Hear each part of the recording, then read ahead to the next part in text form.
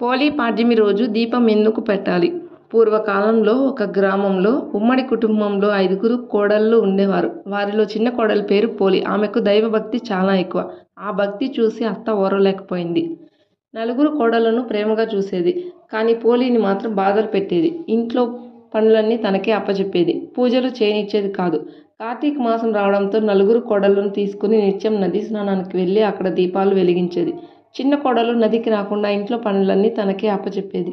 నిరాశ చెందని పోలి అత్త నలుగురు తోడుకోడళ్ళు వెళ్ళిపోయిన వెంటనే బావి దగ్గర స్నానమాచరించి వెన్న చిలికిన కవ్వానికి అంటుకున్న వెన్న తీసి పెరట్లో ఉన్న పత్తిని తీసి ఒత్తిగా చేసి ఇంటి దగ్గరే తులసి మొక్క దగ్గర దీపం వెలిగించేది.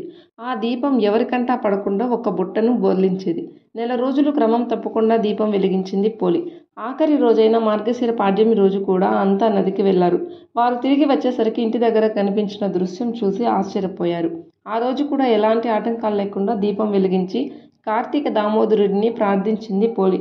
వెంటనే స్వర్గం నుంచి దిగివచ్చిన దేవదూతలు పోలిని ప్రాణాలతోనే స్వర్గానికి తీసుకెళ్లేందుకు సిద్ధమయ్యారు. ఇది చూసి ఆశ్చర్యపోయిన అత్త నలుగురు తోడుకోడళ్ళు ఇదేంటి, నెల రోజులు తాము భక్తి శ్రద్ధలతో పూజలు చేస్తే పోలిని తీసుకెళ్తున్నారని అందుకు పోలి చేసిన పూజల గురించి చెప్పారు దేవదూతలు.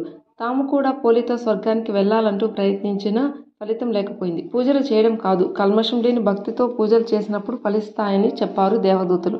కార్తీక అమావాస్య మర్నాడు వచ్చే పోలి పాడ్యమి రోజు దేవుడి దగ్గర, నదిలో గాని ఇంట్లో ఒక పాత్రలో నీరు నింపి అందులో 33 దీపాలు వెలిగించుకుని ఈ కథ చెప్పుకుంటే ఆమెలా స్వర్గప్రాప్తి లభిస్తుందని కార్తీక పురాణంలో ఉంది.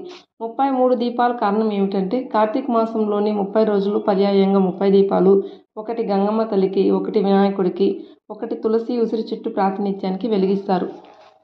నెల రోజులు నియమాలు పాటించని వారు ఈరోజు 33 ఒత్తులు వెలిగిస్తే నెల రోజుల దీపారాధన చేసిన ఫలితం దక్కుతుందని నమ్మకం. పితృదోషాలు, జాతక దోషాలు తొలగించుకునేందుకు ఇది అత్యంత శుభమైన రోజు. చేయలేని వారు కనీసం ఇంట్లో పూజ చేసి ఇంటి ముందున్న తులసి కోట వద్ద దీపాలైతే వెలిగించాలి. ఓం శివకేశవాయ నమః. వీడియో నచ్చినట్లయితే లైక్ చేయండి, షేర్ చేయండి, సబ్స్క్రైబ్ చేసుకోండి. Thank you for watching.